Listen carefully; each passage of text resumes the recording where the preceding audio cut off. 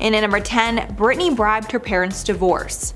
One of the most shocking revelations from Jamie Lynn's book and interviews was the fact that her parents never had the perfect marriage, and their father Jamie struggled with alcohol issues while they were young. This caused his behavior to be unpredictable when they were growing up, and it put a huge strain on their children. Because of the toxic relationship, Britney told her mother she would buy her a house if she divorced Jamie, her father. Her mother did this, got the house and the divorce, and then her father basically lived at the house anyway. Jamie Lynn says their dad was there the first night that the women moved into the new house. Jamie Lynn didn't know how to act. She was so young, she was knowing her sister's wishes, but seeing her mother staying with this man, she was angry, upset, and didn't know which side to take. And at number 9, barefoot in a gas station bathroom. In 2004, Britney made the strange decision to go barefoot into a sketchy bathroom, and the media questioned her cleanliness ever since that incident. While at a gas station in Ventura, California, Britney needed to use the bathroom and decided to just use one at the gas station. Her fiancé Kevin Federline was waiting in the car for her when paparazzi snapped her walking into the unisex bathroom with bare feet. Yup, that's right. Britney decided to use a unisex gas station bathroom with no shoes on. I feel like it would honestly be hard to find any celebrity that would be okay with using a gas station bathroom in general. After that, the media exploded questioning her hygiene, and I'm sure she regrets how much media attention that small moment got. But at the end of the day, if she feels fine going barefoot, who are we to judge? And at number 8, Jamie Lynn's terrifying experience. In her new book, Jamie Lynn describes a terrifying event with her sister that sheds light on the struggles that Britney was facing at that time. She wrote, quote, "One time she said to me, 'Baby, I'm scared,' and took a large knife from the kitchen, pulled me along to my room, and she locked us both inside. She put the weapon in the bedside table drawer and simply repeated, 'I'm scared.' She needed me to sleep beside her." Jamie Lynn describes how scared she was during that incident and claims she experienced panic attacks after that. Britney responded to the shocking allegations on Twitter, denying that the event ever happened. Britney wrote, quote, "I've never been around you with a knife or would I ever think to do such." Neither parent has made a statement about which sister is telling the truth. And at number 7, Jackie Cooper. Stories like this are so horrible, I truly hope this is still not happening today. Actor Jackie Cooper shared a terrible memory of when he was working on set. While he was filming the movie Skippy, Cooper was not able to make himself cry. So the director, who happened to be his uncle, threatened to kill his dog if he didn't cry. Norman Turog, the uncle and director, left lasting trauma on Cooper. In his autobiography, Cooper said about the situation, quote, "I began sobbing so hysterically that it was almost too much for the scene. Turog had to quiet me down by saying perhaps my dog had survived the shot, that if I hurried and calmed down a little and did the scene the way he wanted, we would go see if my dog was still alive." Cooper ended up earning the nomination for Best Actor in a Leading Role for his performance in 1931. He was just 9 years old, and he's still the youngest nominee ever for the award. And at number 6, morality clauses. Back in the day, the studios basically owned the actors that they signed, and they made them sign their life away. Once they became an actor for a major studio, the actor totally belonged to them and was not able to make major life decisions without consulting executives. Many of these clauses forced female actors to stay unmarried so they were more marketable to men. Others even forced women to terminate their pregnancies so they would not waste any time that could be spent filming. The studios claimed that these clauses were to, quote, prevent stars from destroying their value through scandal. Stars like Lana Turner, Judy Garland, and Jeanette MacDonald were all held to these clauses, and they would disguise the hospital visits and claim they were for ear infections or other. At number 5, Staten Island. Let's stray away from the relationship drama and get back to Pete's comedy to reveal another secret that he might want to keep hidden. I told you about one of the jokes Pete made about a former veteran that didn't go over well, but here's another one that ended up offending his hometown of Staten Island. In 2012, a Category 3 hurricane passed through Staten Island, causing destruction and devastation in the area. Hundreds of people lost their homes and businesses, so with this somber aftermath, it probably wasn't the best time to be making jokes, though Pete ended up doing it anyway. In 2016, Pete ended up poking fun at the natural disaster that ripped through his hometown when he said, quote, "Hurricane Sandy should have finished the job when it landed in Staten Island," end quote. As you could imagine, the joke didn't go over well with those who were affected by the devastation. He later went on to defend his remarks when he said, quote, "To be fair, I was raised there and Staten Island should share some of the blame," end quote. This caused him to face a lot of backlash, and though this has all since died off, there's always the chance of it resurfacing to cause more trouble for the comedian, so maybe he would prefer if this scandal stayed hidden in the shadows. At number 4, Manchester joke. You guys might remember the Manchester attack at Ariana Grande's 2017 concert. There was a at one of her shows that caused mass casualties and injuries. It was certainly no laughing matter, but Pete Davidson still decided to make a joke about the terrible incident, and as you can imagine, it did not go over well. Looking back on it, this is probably something from his past that he would have wanted to keep hidden because it was so controversial. In the fall of 2017, Pete made a joke saying that after this attack, Ariana should have realized how famous she was because, quote, Britney Spears didn't have a terrorist attack at her concert, end quote. This joke didn't go over well at the time, but a year later when it resurfaced after Pete and Ariana started dating, Ari defended her man, saying that he was just using humor to cope with the tragedy. Fans still weren't happy about what was said, and now that Pete has even more clout because of Kim K, if this joke were to resurface again, he could face more backlash than ever before. In at number 3, attacks paparazzi with umbrella. One of Britney's worst moments in the press was in 2007 when she attacked a paparazzi with a green umbrella because she was so mad over all the attention she was getting. At this time, Britney was clearly going through a lot. She had just shaved her head in front of the public. It was all anyone was talking about. Britney was begging to be left alone and deal with her issues while not getting bombarded with paparazzi. But obviously that did not happen, and she was hounded more than ever. At the time, her paparazzi attack became so famous that a Florida morning radio host even used photos from her breakdown on his Total Nut Jobs billboards. Months after the incident, she apologized in a bizarre statement, writing, quote, I apologize to the pop for a stunt that was done 4 months ago regarding an umbrella. I was preparing my character for a role in a movie where the husband never plays his part, so they switch places accidentally. I take all my roles very seriously and got a little carried away. Unfortunately, I didn't get the part. In at number 2, screaming at Sam Lutfi. Sam Lutfi is one of the most controversial people in the world of Britney Spears, and her entire family blames Sam for her eventual downfall in 2007. In 2008, the pair got in a screaming match over Britney's boyfriend at the time, paparazzo Adnan Ghalib, and this was one of many of their public fights back then. Apparently, Britney and Sam got in a huge fight and Britney refused to go into his house, so she called her boyfriend, Adnan Ghalib, to come get her at Sam's house. He came right over, but when he got there, Sam would not let him get Britney. The guards were under strict orders from Sam not to let him in. He tried calling each of her 6 cell phones and the house phone, but she did not answer. Years later, Britney would get restraining orders from both Sam Lutfi and Adnan Ghalib. And finally, number 1, her career was almost threatened. Back in the 90s when Britney was becoming a star, there was a man in the shadows of all the most famous boy bands who ended up scamming all of them. The man was named Lou Pearlman, and he created both the Backstreet Boys and NSYNC.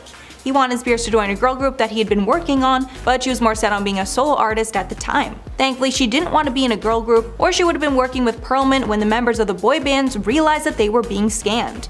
He was later sued for fraud and misrepresentation by most of the pop acts that he worked with, on top of being behind one of the largest Ponzi schemes in history, and the members of the boy bands only received a fraction of the money that he owed them. In at number 10, holiday stint in treatment. On January 10th of this year, it was reported that Demi was home after a stint in rehab for the holidays. Demi has struggled with substance issues for years, and after being declared sober for the last few years, Demi decided to go back to treatment over the holidays.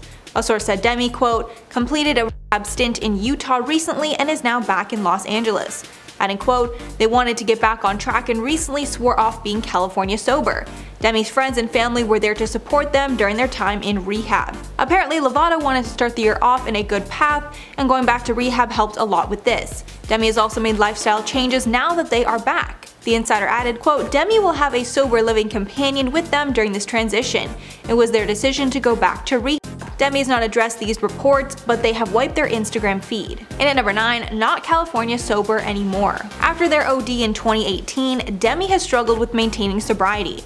After the OD, they claim that they were California sober, which is when a person does no substances other than the green one that you smoke. I can't say it on YouTube. Demi posted to Instagram on December 2nd admitting they were not fully sober and they needed to be 100% clean. Writing, quote, I no longer support my California sober ways. Sober is the only way to be. After reflecting on her different take towards different substances, they knew they needed to make a big change, and now it's all or nothing. These comments came shortly after Lala Kent slammed Lovato for the California sober term. Lala claimed that the term was super offensive and minimized how hard it is to be actually sober. Lala claimed that if you are doing any substance, you are not sober. Clearly, Demi resonated with these words. And at number 8, Demi was the bully, not the victim. Demi Lovato has been open about being bullied when they were younger. However, a lot of people from from that school claimed that Demi was lying, and in reality, they were actually the ones bullying other students. On Reddit, people were asked to list the celebrities who attended their high school, and some were pointing out how Lovato was the real bully at their school. Apparently, Demi was a part of the cool clique that would tease other people, and since Demi was a TV star by that point, it makes sense that people would want to be friends with them. Those accounts depicted the total opposite of what Demi has been saying for years. And not only were the students speaking up against Demi, but the teachers did too.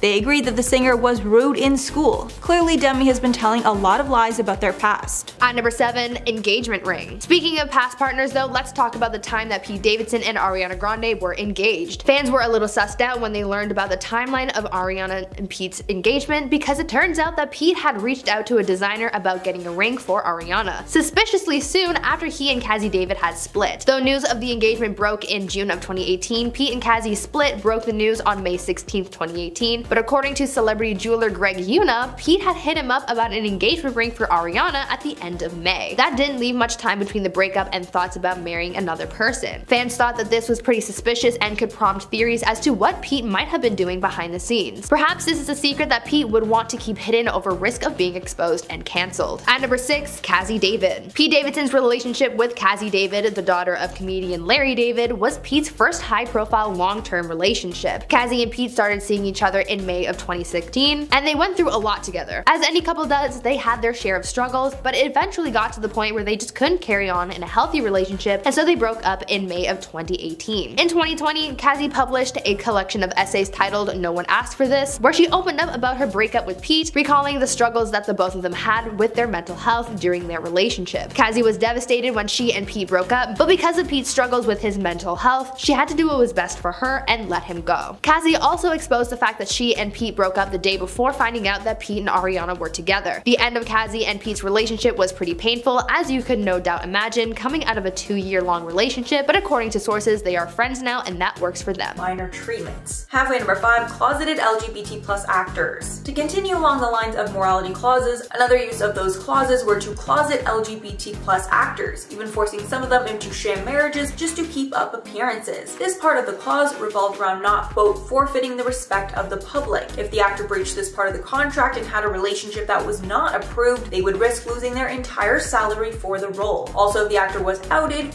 that would mean the end of their career either way. Gay actor Rock Hudson's struggle with his identity was revealed in the biography All That Heaven Allows. In that book, it was exposed that a magazine planned to out him back in the day. At that time, Hudson's agent was the only person who knew the truth and proposed that he get married to squash the story. Hudson immediately married Phyllis Gates, but they divorced a couple years later. The secret stayed with him until days before he passed away. And at number 4, Buddy Ebsen. Back in the days of old Hollywood, the makeup and prosthetics weren't what they are today, and oftentimes the costumes that the actors would wear would be toxic. One fact is that the Wicked Witch's green face in The Wizard of Oz was made with toxic paint. And Buddy Ebsen, who was supposed to play the Tin Man in The Wizard of Oz, did not do so because he had an extreme reaction to the aluminum dust from the makeup. Because of this reaction, he was replaced in the movie with actor Jack Haley. Ebsen was ultimately hospitalized and forced out of Oz's production. For years after the movie, Ebsen claimed that the makeup caused permanent breathing problems for the rest of his life. And at number 3, Jack Nicholson's sister was his mother. This one isn't really related to Hollywood, more so a secret that a Hollywood actor kept for a number of years. Jack Nicholson kept a huge secret from the public almost his entire life, mostly because he didn't know the truth until he was an adult. His entire life, Jack was raised with a sister named June, who was 17 years older than him. But when his parents died,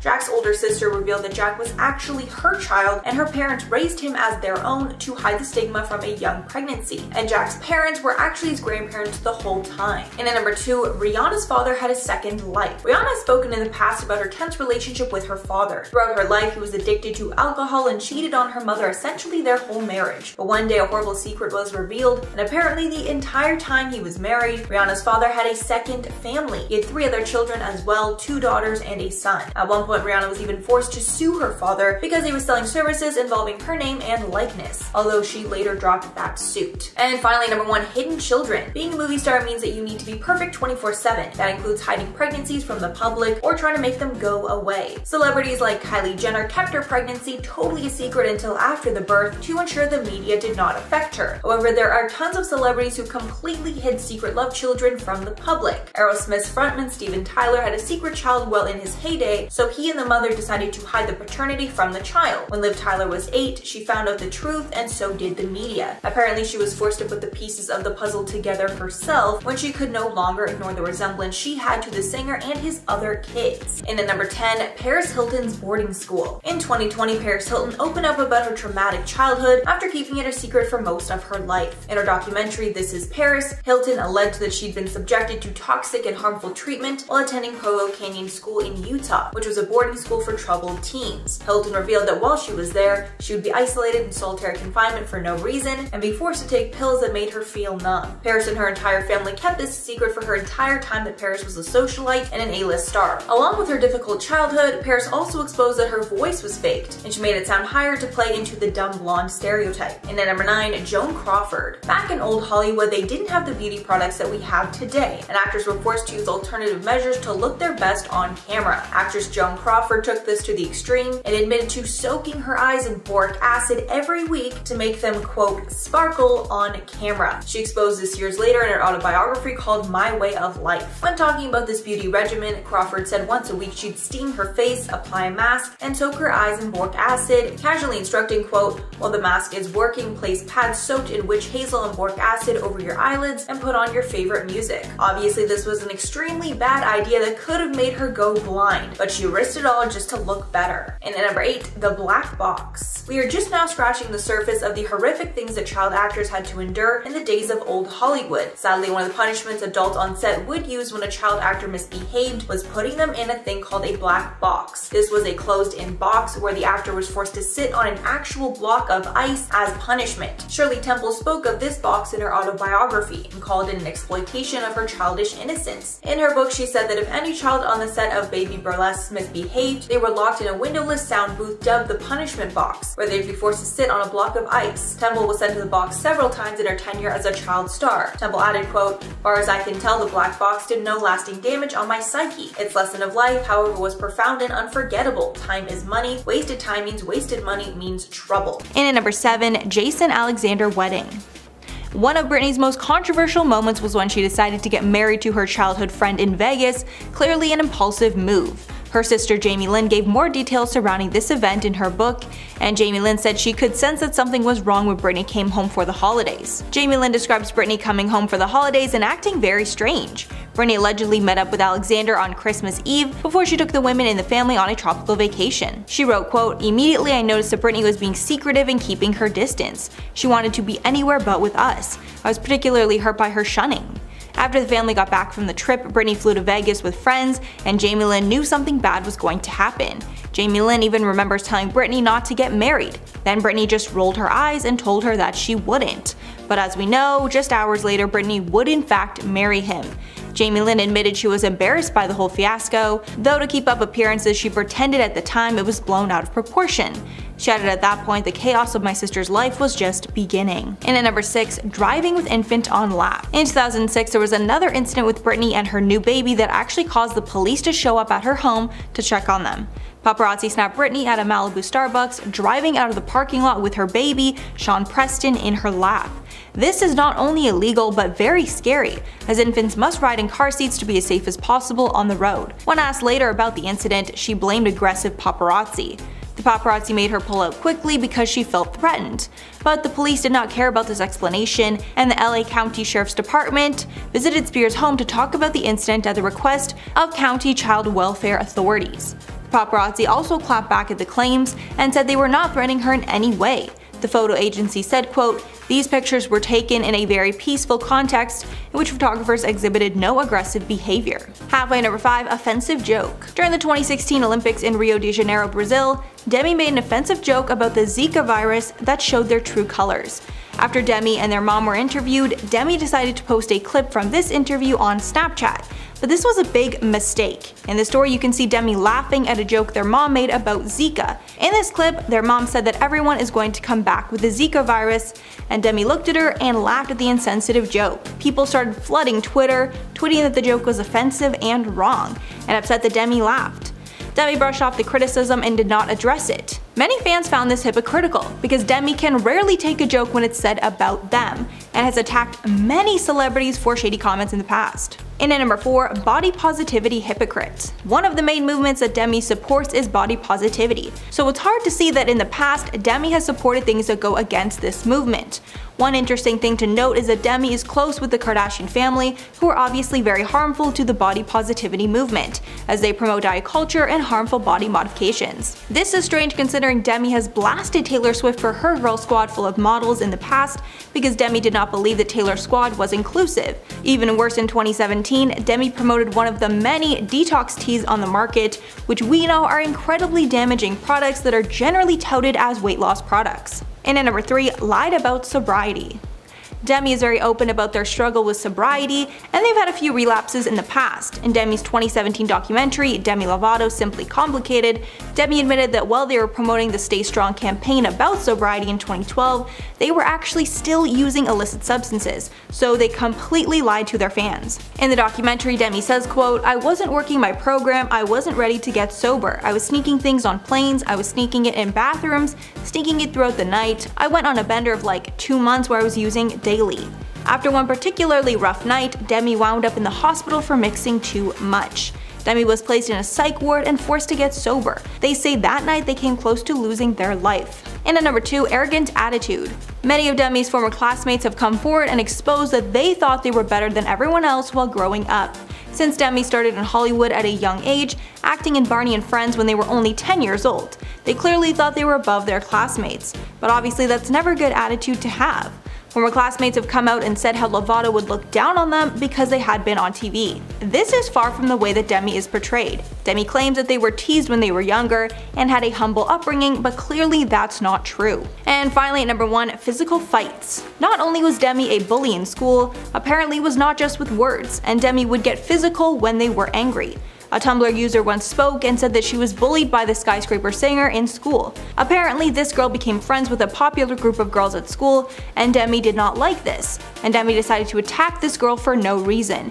It started with name calling and nasty comments, but then turned into physical harm. The girl claimed that one time Demi pulled her hair and smeared makeup all over her face. The girl claimed this was the worst day of her life. It's crazy considering Demi is a voice against bullying and has been a part of many anti-bullying campaigns in the past. But since this story lines up with so many other stories about Demi, it's hard not to believe it. At number 10, college dropout. These days, the status quo for many of us is graduate high school, go to college, graduate, find a job, and eventually die, right? Well, many of us are challenging that these days, and Pete Davidson is one of those people. Pete is one of the many celebrities who started going to college but eventually dropped out to pursue his dreams. Pete graduated from Xaverian High School in 2012 and ended up going to St. Francis College for a full semester before eventually deciding to drop out. The comedian said that he wanted to follow his passion for comedy, and so he left college to dedicate himself to his craft, making being a comedian his full-time job. He serves as a good role model to anyone looking to pursue their dreams as well, even though it can be scary, especially when it comes to anything in the arts. Like my mom always used to tell me, follow your passion and the money will follow you. At number 9, war veteran. We know that Pete Davidson is a comedian on SNL. We also know that Pete can sometimes go a little too far with his jokes. Back in 2018, Pete was making jokes about his opinion on the US midterm elections, and he was alongside former Navy SEAL Dan Crenshaw for the bit. Dan is a former soldier who lost his eye in 2012 when an IED exploded. This was no doubt a traumatic event for the former SEAL, but Pete still decided to make a joke about it, though it didn't go over well. During the bit on SNL, Pete joked about Dan's injury, saying, quote, "You may be surprised to hear he's a congressional candidate from Texas and not a hitman in a porno movie. I'm sorry, I know he lost his eye in a war, whatever," end quote. Pete ended up facing some backlash over his comment, and even some of his SNL co-stars made comments about the nature of Pete's joke. Dan ended up getting revenge on Pete, as in the following week on the show he got to poke fun at Pete in return. Though back when this scandal originally happened, not that many people got upset, since he has now had his fame boosted because of Kim K. He risks having his past exposed again, and this scandal might be a secret that Pete wishes would stay secret. Before we carry on talking about some of the shady things that Pete Davidson doesn't want you to know about, why not take a moment to leave a like on this video if you're enjoying it so far, and while you're at it, consider subscribing to the channel to see more videos like this one. At number 8, suspicious social media. The most dedicated fans are always watching their favorite celebrities' every move. Nowadays, celebrities can't get away with much without having their fans expose them, and this is how it was revealed that Pete can be a little sus online. Back when Pete had just started dating Ariana Grande, fans noticed something a little off about the comments he would leave under his girl's posts. An example of this comes from back in 2016 when Pete commented under his then girlfriend Cassie David's post saying, quote, "I love you so much, Kaz, I'm the luckiest guy in the world. I find new things to love about you every day." Fast forward to 2018 when he was dating Ariana Grande, when he left a comment on one of her posts saying, quote, "Hi, I'm the luckiest contest winner ever,"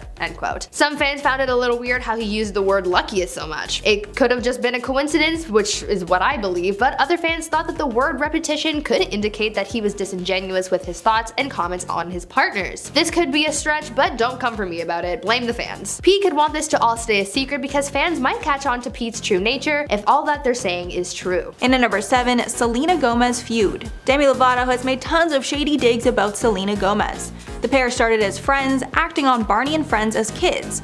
Their friendship continued into their teen years when they both became Disney stars. But things started to become tense when Selena got other friends and Demi felt left behind. When asked how Selena was in 2010, Demi replied, quote, "Ask Taylor Swift." Yikes, jealous much? Eventually the pair mended their feud, and Demi admitted that Selena was one of the only people to contact them after their OD. But problems came once again when Demi unfollowed Selena, and it was clear the tension was brewing once again. Then in May of 2020, Demi exposed that the two don't keep in touch at all, which was a huge shock because Selena had just publicly supported Demi on Instagram. All in all, Demi looks like the bad guy in this debacle, and public opinion is firmly on the side of Selena Gomez, because it seems Selena has always tried to mend their issues while Demi just wants to keep feuding. And at number 6, hit backup dancer. One of the shadiest things that Demi has ever done was hitting one of their backup dancers in the face. This took place in November of 2010 while Demi was on tour with the Jonas Brothers. Demi was only 18 at the time and was acting pretty badly during the whole tour. Typical teenage behavior for the most part. But things turned really nasty when they got in trouble with the tour managers for a certain issue, and Demi demanded to know who ratted them out to the managers. After Demi figured out who snitched, Demi did the unthinkable and hit the dancer Alex Welch in the face. Welch initially complained that Lovato never apologized to her after this incident, but Demi's rep said this was because Demi was sent straight to rehab after the incident.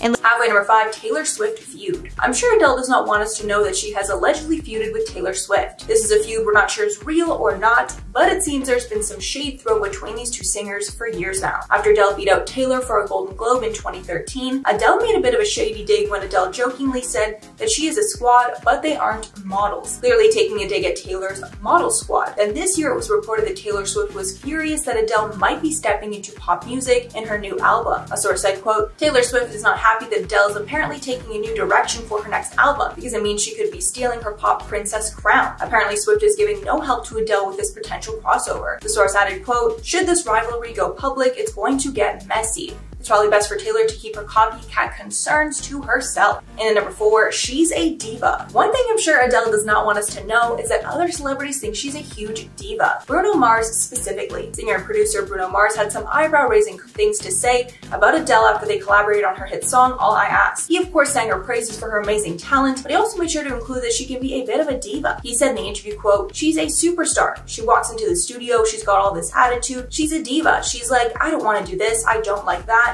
And then as soon as we hit a couple chords that she liked, we started rolling, and that's where we got that song from. But of course he praised how talented she is, saying that there was a moment where she was in the booth singing when the water started to vibrate. And of course he would love to work with her again. He said he's just waiting for her to call on him again. It's unclear if he meant that she was a diva in an endearing way, or if he meant to throw some shade. And at number 3, won't apologize for weight loss. Since Adele has had a dramatic weight loss after her divorce, it's been a heated topic of debate amongst her fans. Plenty of fans are happy for her, but many felt that she left them behind and is not actually body positive, or she wouldn't have felt the need to lose weight. Adele has admitted that she feels bad about her radical weight loss, but said that while some fans feel abandoned by her, it's not her job to validate how people feel about their bodies. Since her divorce, she's dropped 7 stone, saying fitness helped with her anxiety after her divorce. Even though fans are upset with her, she said, quote, "I'm not shocked or even fazed by it because my body's been objectified my entire career. I'm either too big or too small. I'm either hot or I'm not. So for now, she's still focusing on herself, not about what people people think of her. She continued, quote, "I was body positive then and I'm body positive now. It's not my job to validate how people feel about their bodies." And at number 10, lied about Matt Doran interview. We're not sure if Adele or the media is to blame for this one, but reporter Matt Doran got roasted by Adele fans after it was reported that she stormed out of their interview because Doran did not listen to her album beforehand. Australia's Daily Telegraph revealed that Channel 7's Matt Doran came to London specifically for this 20 to 30-minute interview in an over $600,000 deal. Reportedly halfway through the interview, Adele noticed that he was struggling to express an opinion of his own. Then she flat out asked if he listened to her album. When he said no, she walked off and ended the interview early. Sony later refused to allow footage of the interview to be used with Doran, and he was suspended for 2 weeks. This embarrassing blunder then went viral, with Adele fans roasting Doran online for days. Doran did admit that he did not listen to the album beforehand, but said she did not storm out as it's been reported, adding, quote, "To suggest that the interview was disrespectful or that Adele walked out is incorrect, and they actually went over time and had a great conversation." And finally, number 1, Bantu knots scandal. Probably the worst scandal that Adele has ever been in was her scandal surrounding her Bantu knots. In the UK, they celebrate something called the Notting Hill Carnival, where people will share their pride about being a British person with Caribbean descent. And instead of celebrating the occasion how we would have expected, Adele shocked the world when she showed up wearing a Jamaican flag-printed bikini and Bantu knots in her hair, a style worn traditionally by Black women in the region. People immediately called it disrespectful and cultural appropriation. After waves of backlash, she told British Vogue, quote, "I didn't read the effing room." And in hindsight, she completely understands why the backlash occurred. Following the scandal, she says she learned that Bantu knots aren't just a hairstyle, and they serve a functional and cosmetic purpose for certain hair types. She continued, quote, "I was wearing a hairstyle that is actually to protect Afro hair. It ruined mine, obviously." And at number 10, the real reason her residency is cancelled. Adele announced on her Instagram last Thursday that her residency at Caesar's Palace was going to be delayed indefinitely. She announced the cancellation less than a day before her first performance was scheduled. She cried on Instagram while she said that the show was not ready, blaming rising cases and other issues with her crew as the reason for the delay. However, the truth has now come out. It's been exposed that problems in her relationship with Rich Paul are the real reason she is not performing. A source said, quote, "There's trouble in paradise, that's why she can't perform." This comes days after insiders exposed that she'd been crying through her rehearsals and was constantly on the phone with Paul while she was supposed to be rehearsing. Sources said, quote, "Adele's been crying and couldn't get through a single full rehearsal for the past month, just constantly on the phone with Rich, loudly shouting and sobbing." As of now, it seems that the entire residency might be off because Keith Urban has now taken over a portion of her tour dates. And at number 9, secret relationship. Prior to her album 30 being released, Adele was very open about the fact that the album would be talking about her divorce. Adele had been with her ex, Simon Konecki, for years before getting married and having a child together, but shortly after they tied the knot, they got a divorce. Now the singer is dating Rich Paul, but a lot of people don't know that Adele had a secret relationship before she started publicly dating Paul. The songs All Night Parking and Woman Like Me are both about this secret relationship. She described that the relationship was long distance and was never going to work out, but it was a, quote, "great learning curve and nice to feel loved." In Woman Like Me, the song paints Adele's ex as lazy, complacent, and incapable of appreciating her value. When describing this relationship, she said, quote, "There was someone I have loved, not been in love with, but been so fond of and have been for years, but I was unable to pretend that I wasn't in my own storm. I couldn't give myself properly. I couldn't be consistent, neither could he. And, quote, I associate him with the breakdown of my marriage. So therefore, he's a part of my storm." And at number 8, family issues. Adele is very private about her personal life, and that includes her relationship with her family. Specifically, Adele and her father have always had a strained relationship. In 2011, her father, who she had very little contact with, claimed the singer struggled to find love because she, quote, "had abandonment issues." Mark left their family when Adele was only 8, and part of the reason was due to his addiction to alcohol. Then in 2017, Adele confirmed a tense relationship during her acceptance speech for Record of the Year at the Grammys, saying to her manager, quote, "I love you like you're my dad. I love you so much. I don't love my dad, that's the thing." Adele's father passed away from cancer last year, and it's been reported that in his final months, the relationship was not able to be mended. And at number 7, hides from fans. Since Adele's been able to sell out sports stadiums full of adoring fans, the logistics of how she is getting around those stadiums without being noticed is a bit tricky. But her crew came up with a unique way to get her around that had to be kept secret from fans. This method is to hide Adele in one of those black boxes that the crew crews usually move cargo around the stadium. So she gets wheeled through all her fans while hiding in one of those boxes. And the fans have no idea they are just steps away from the woman that they paid to come see. One downside is that several minutes inside this plastic container leaves her dripping with sweat, something she addressed early in her performance at the ANZ Stadium in Sydney, with her joking quote, "How I get to the stage makes me so sweaty, I'm drenched." Then at the end of the night, she told fans how she got around. And at number 6, secret Twitter account. Adele has been open about the fact that she does not use her official social media accounts, and her team has actually taken her passwords away from her because they don't trust what she posts. Because of this, she has multiple secret social media accounts that she uses instead. Specifically, she created her own secret Twitter account so she could share her true thoughts on things secretly. Speaking during a gig in Brisbane, Australia, she said, quote, "I was looking on Twitter last night. They don't know I have a secret account. Well, obviously they do now because I said that. By the way, they, I mean my management. I'm not allowed to access my own Twitter because I'm quite mouthy and I say the wrong thing a lot of the time. So they took that privilege away from me." She got the rights to her Instagram back in 2020, but they were quickly taken away once again after Adele posted the controversial photo of herself attending the Notting Hill Carnival in August of 2020 wearing Bantu knots. Halfway number 5, the family's Hollywood team made all the decisions. Although we are putting most of the blame on the conservatorship on Britney's father Jamie, which should be the case, we need to discuss the role that Hollywood executives had in it too. These executives also made a lot of family decisions during Jamie Lynn's unexpected teen pregnancy. This is the reason that Britney's made a point to talk about the bad job done by her previous lawyers, along with the manipulation by Lou Taylor, who was Britney's business manager at the time of her conservatorship. It is widely believed that Taylor was the real architect of the conservatorship and gave Jamie the tools he needed to control Britney's life. Jamie Lynn herself even questioned who made a lot of the decisions during her time pregnant.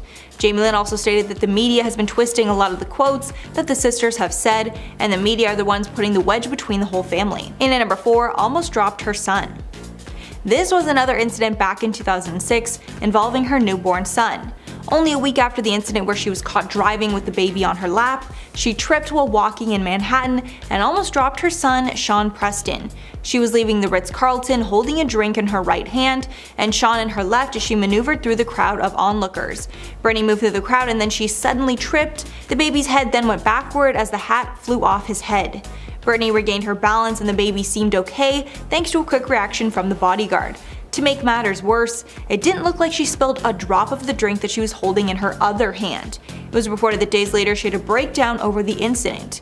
Since 2 of these similar incidents with her son happened so closely together, her parenting skills were further scrutinized by the public. At number 3, Tic Tacs. During a segment on SNL while Pete Davidson and Ariana Grande were still dating, Pete made a joke about his relationship with the singer and trapping her in their relationship, and this ended up causing more backlash than genuine laughter. During the segment, Pete was talking about how Ariana was the breadwinner in their relationship and how he was just living off her wealth and made a joke that he was trying to trap her in the relationship so that he could keep living like that. Pete said that in order to keep her around, he switched her birth control pills with Tic Tacs, saying, quote, "Last night I switched her birth control with Tic Tacs. I believe in us and all. I just want to make sure that she can't go anywhere." This ended up causing some controversy because fans said that not only should Pete not be able to control his girlfriend's reproductive rights, but that it was also hella toxic that he joked about trapping her. This is probably one comment that Pete wishes would stay hidden because judging by the fact that he is currently dating Kim K, people might think that he might pull a stunt like this again. At number 2, Howard Stern. There are just some things that you shouldn't share with the public about your relationship, and your intimacy is definitely one of those things. But Pete doesn't hold back with anything, and in 2018 he told Howard Stern about his private time with Ariana Grande. The comedian dished about the intimate time he spent with Ariana, saying, quote, "Anytime we're intimate, I'm always apologizing and saying thank you. You're awesome for doing this. Thank you so much." End quote. To make matters even more uncomfortable, Pete also talked about how before they were together, he would pleasure himself to the thought of Ariana Grande. It is a really weird and gross thing to say publicly, so this might be a comment that Pete wishes that he could keep from the public because it could reflect badly on him and his new relationship with Kim K. And finally, at number 1, Spotlight. In the past, Pete has reflected on the fame that he has as a comedian and just as a public figure in general, saying that he doesn't always like having all eyes on him. With that said though, some people have called those comments hypocritical because of the fact that though he hates the spotlight, he enters relationships with A-list celebrities. Now that he's dating one of the biggest celebrities, those hypocritical comments could come back to cause controversies, so maybe this is something that he could have wished was secret.